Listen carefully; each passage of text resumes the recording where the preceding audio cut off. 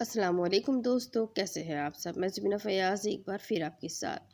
तो मैं शुरू कर रही हूँ किताब गम ना करे, जिसके राइटर है डॉक्टर आयज़ अल करनी और जिसका तर्जुमा किया है क़दरीफ़ शहबाज नदवी साहब ने। तो शुरू करते हैं गम ना करे पार्ट 65। एलिया अबू माजी कहता है, तुम फ़ख्र के शाकी हो जबकि ज़मीन व आसमान और सितारे तुम्हारी मिल्कियत में है। खेत खलियान फूल और खुशबू नसीम सबा और चहकता बुलबुल सब तुम्हारे हैं। तुम्हारे इर्द गिर्द चमकती चांदनी की मानिंद पानी है। तुम्हारे ऊपर सूरज पिघला हुआ सोना जान पड़ता है। छत और चोटियों में रोशनी एक बार शानदार मकानात बना देती है, फिर गिरा देती है। सारी दुनिया तो खुश है तो तुम क्यों उदास हो। सारी दुनिया मुस्कुरा रही है, तुम क्यों नहीं मुस्कुराते। अगर किसी पुरानी अजमत पर जो ख़त्म हो गई तुम्हें मलाल है, तो ये हसरत व अफसोस उसे लौटा नहीं सकते। और किसी मुसीबत के आने का ख़तरा है तो ये उदासी उसे आने से रोक नहीं सकती।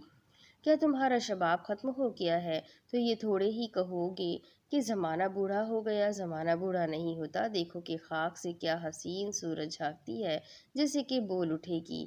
खाक में क्या सूरतें होंगी कि पन्हा हो गई। नरमी मकसूद के हुसूल में मदद देती है। नरमी के बारे में बहुत ये कहते नसूस वो आसार गुजर चुके हैं। हाजत तलबी में रफ़क़ की सिफारिश रद्द नहीं होती।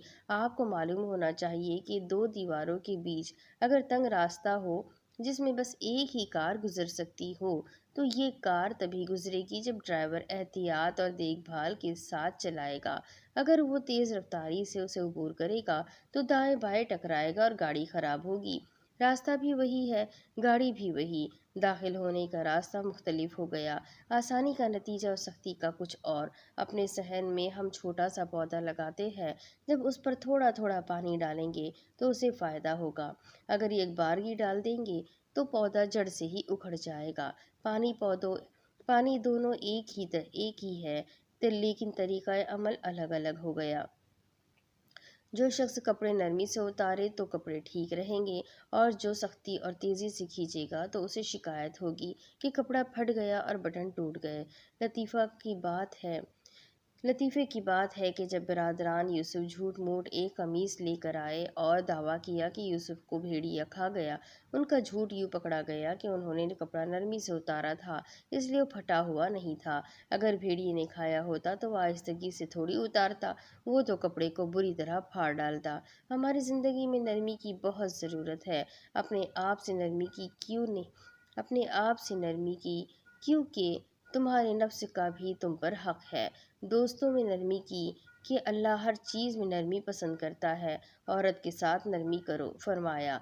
इन नाजुक आबगीनों से नरमी से पेश आओ। तर्कों की तरह के तर्कों ने दरियाओं पर लकड़ी के जो पुल बनाए थे, उनमें एक में लिखा था कि आहिस्ता आहिस्ता चलिए, क्योंकि आहिस्ता चलने वाला गिरने से बचेगा, जबकि जल्दी मचाने वाला दरिया के बीच में जा गिरेगा।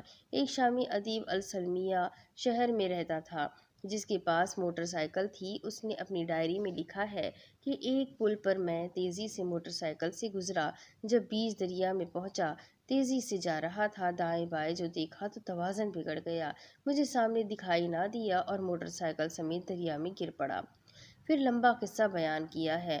बाज़ यूरोपीय शहरों में गश्त और गुलाब के बाग के दाखिली गेट पर ही लिख देते हैं कि आहिस्ता चले, क्योंकि सबक हराम को इन नाजुक पौधों का ख्याल ना रहेगा और वो उनकी बर्बादी का बाज़ बन जाएगा, महज अपनी बेपरवाही और अंधाधुंध दाखिले के सबब। एक तरबीती मकूला है कि चिड़िया शहद की मक्खी की तरह नरमी नहीं बरत सकती। हदीस में मोमिन की सिफत बताई गई है। मोमिन शहद की मक्खी की तरह है। वो पाकीज़ा खाती और पाकीज़ा पैदा करती है।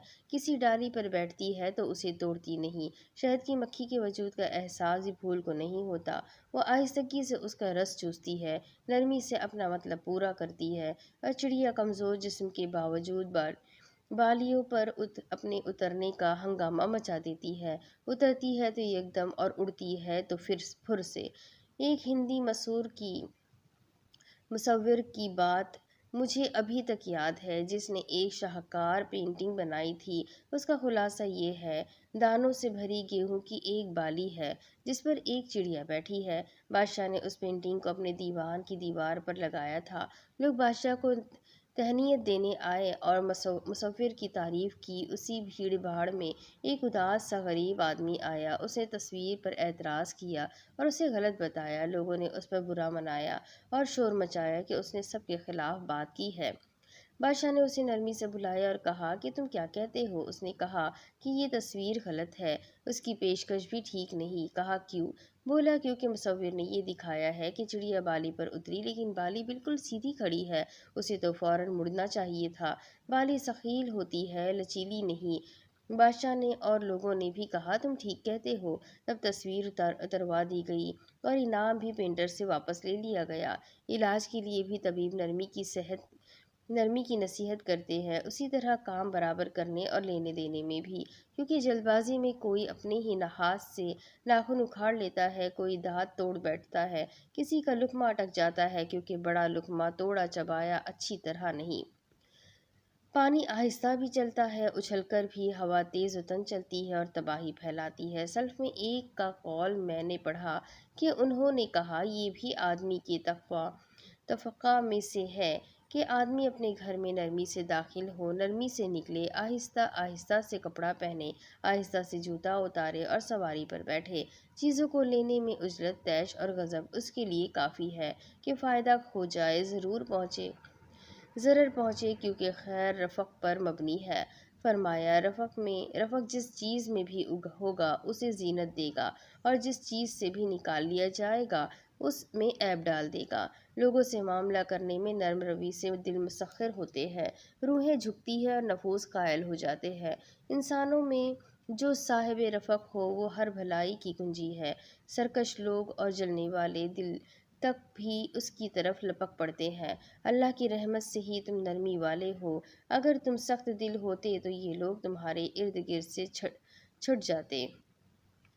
بقول شاعر اے روشن چاند رفق اختیار کرو، تیز و تند دہاڑنے والی ہوا نہ ہو۔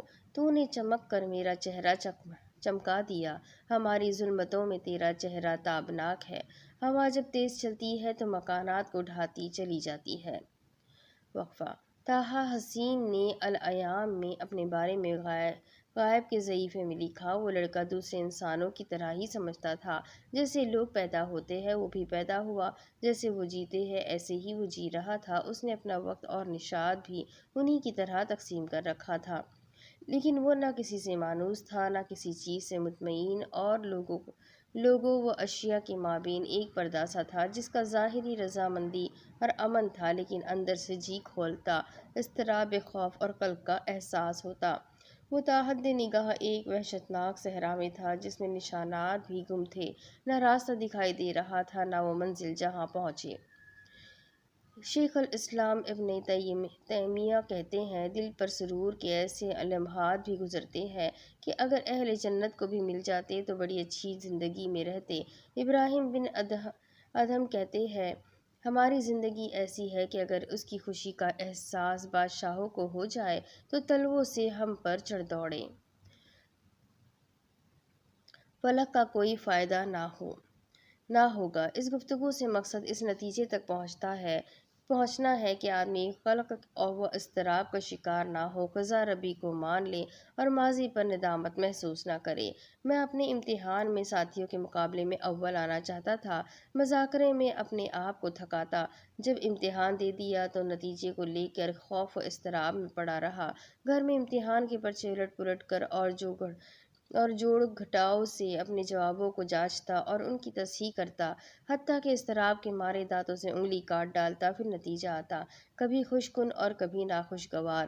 لیکن مجھے یاد نہیں کہ کبھی بھی میرے اضطراب نے نمبروں میں اضافہ کر دیا ہو، جواب ٹھیک کر دیے ہوں یا مجھے پہلی پوزیشن دلا دی ہو۔ بقول شاعر میں آفتوں سے بے پرواہ ہو کر رہتا ہوں، کیونکہ ان کی پرواہ سے کوئی فائدہ نہیں ہوا۔ اب اس کے آگے کی کتاب میں آپ کو اگلی قسط میں پڑھ کر سناؤں گی کہ آگے اس کتاب میں کیا لکھا ہے۔ یہ جاننے کے لیے میرے ساتھ بنے رہیں، چینل کو سبسکرائب کر لیں، بیل آئیکن کو ضرور دبا دیں، اور اگر آپ کو یہ کتاب پسند آ رہی ہے تو اپنے کانٹیکٹس میں ضرور شیئر کریں۔ ساتھ ہی ساتھ کمنٹ کر کے مجھے بتائیں کہ آپ اس طرح کی اور کون سی کتاب سننا چاہیں گے یا آپ کو یہ کتاب کیسی لگ رہی ہے۔